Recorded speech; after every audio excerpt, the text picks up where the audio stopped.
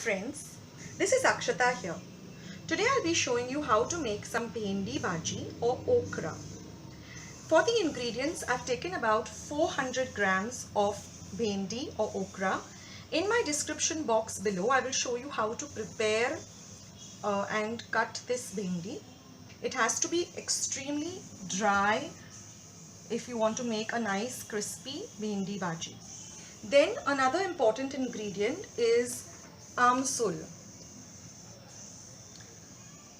We need to use at least about 4 to 5 of these amsuls. Then you require some red chili powder, some asafoetida or hing, some jeera or cumin, some mohri, rye or mustard, and some haldi powder. About 1 teaspoon of each of these spices. Then we require oil for cooking and some salt. So let's get started cooking our delicious bhendi bhaji. Now here I have my pan heating. I'll pour in some oil. About 2 tablespoons of oil. Now once our oil is hot, we will start adding our spices. We will first start with 1 teaspoon of mustard or mohri. Once this starts to splutter, we will add in our cumin seeds or jeera.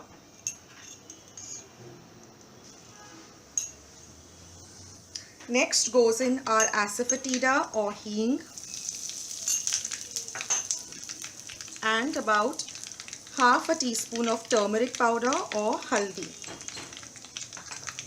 Next will go in our amsul.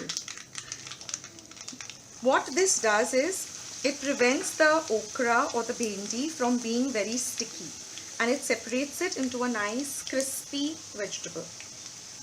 So once we have put in our amsul, I will be putting in our very finely cut okra or bhendi. Now what you have to do is first you have to wash your bhendi very nicely. After that, pat it completely dry and then cut it very fine. Also when you're cutting, please check if there is any kind of dirt, or sometimes there are even some vegetable worms in the okra or the bhendi. So first you cut off the tips of the bhendi and check whether it's clean. Especially in the monsoons, you get a lot of this vegetable worms in your okra. So please check. Now mix everything up and we are going to cook this vegetable on in an open pot. No, we don't have to cover this vegetable. This will take about a total of 10 minutes to get nice and crispy, and we have to keep stirring in the middle. Now it's been about 2 minutes since our bhendi is frying.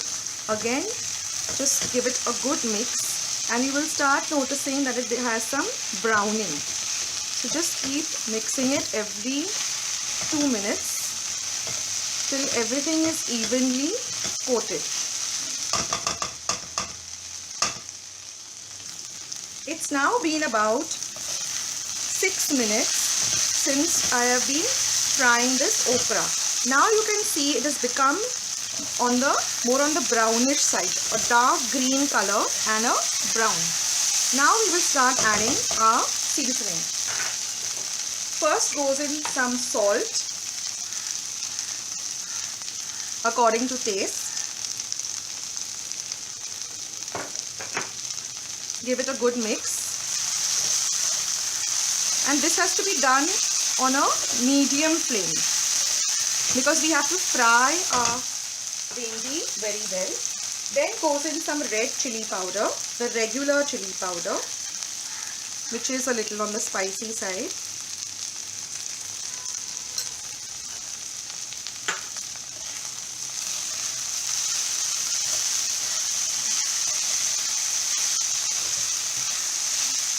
And at this point, I also like to add 1 teaspoon of cumin powder 1 teaspoon of, and I like to use 1 teaspoon of coriander powder or dhania powder. And you have to give all of this a good mix.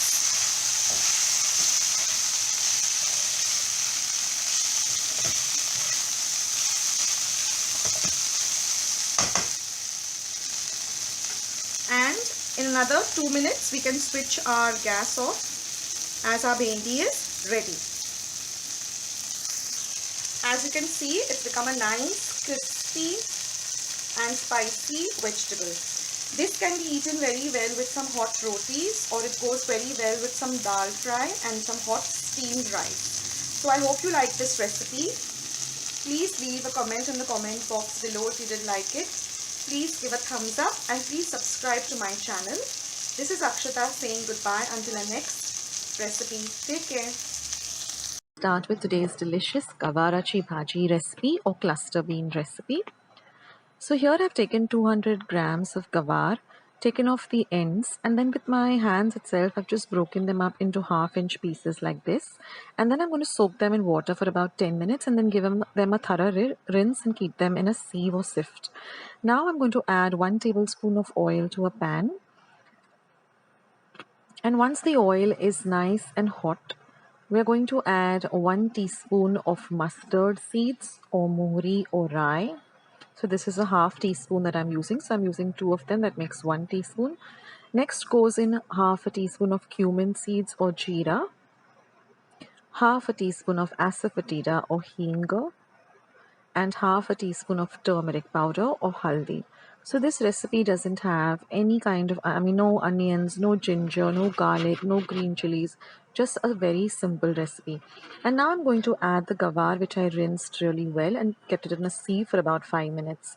Now watch the video till the end because I'll give you a little bit of tips on how to buy gavar when you're buying this cluster beans. Now mix the gavar really well with the oil and all the ingredients so that it flavors the gavar really nicely. And now this vegetable is enough for 4 people. If you want more, then you can double all the ingredients. And now we're going to add salt to taste. Now the reason I'm adding salt right now is because it helps to cook the gavar to the right consistency.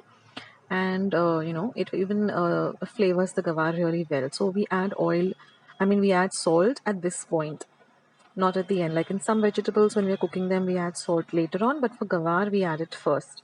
And now I'm just going to put a plate on top of it, and I'm going to add some water to the plate. And our flame is going to be on low. And we're going to keep this for about 5 minutes without stirring. After 5 minutes, you will see that there are some bubbles on top of the lid. Now what you're going to do is you're going to lift up the lid extremely carefully, and you're going to put in about half of the water from the lid into the gavar and mix it well. So this will cook the gavar really, really well, and it won't be rough, and it won't be tough on to eat. It'll get cooked really nicely. And now we're going to keep this again for about another 2 to 3 minutes, and all of the water has evaporated. And now we're just going to season it with some other few ingredients. So now I'm going to add a little bit of a few ingredients. I'll just take you through them. So first goes in 1 teaspoon of red chili powder.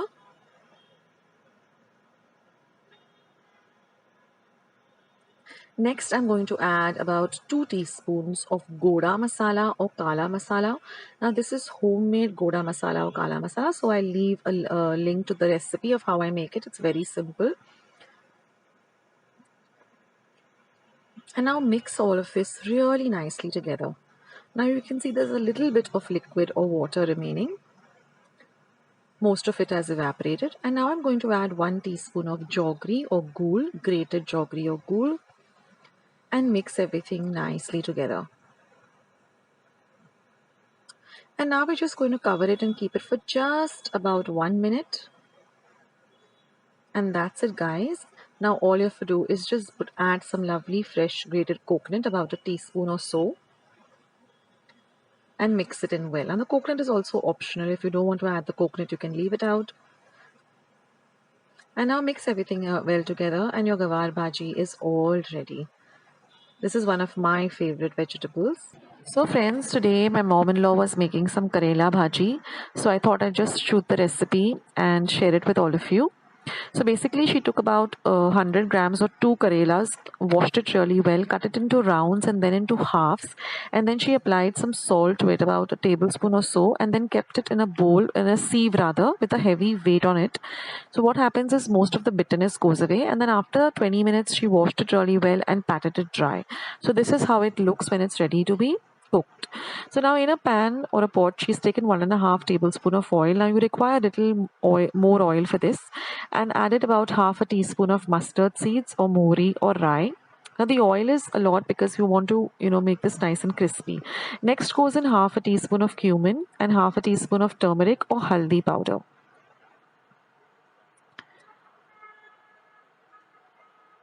So I thought I'd just share this recipe for those of you who like karela or bitter gourd.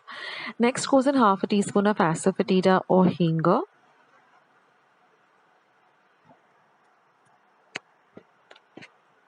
And now we're going to add the karela or bitter gourd. So you can see how it has been cut.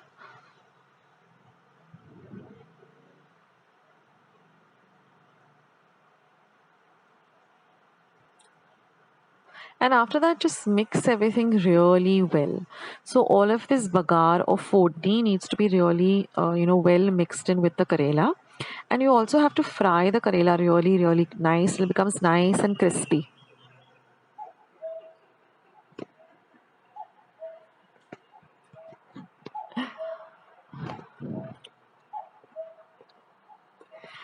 And now she's added 3 green chilies, which she has slit and then cut into half.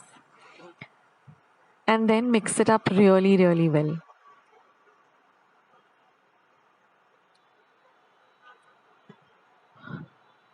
Now let me know how many of you like karela bhaji or bitter gourd, and if you all do, then leave your comments in the comment section below, and also how you all prepare it at home.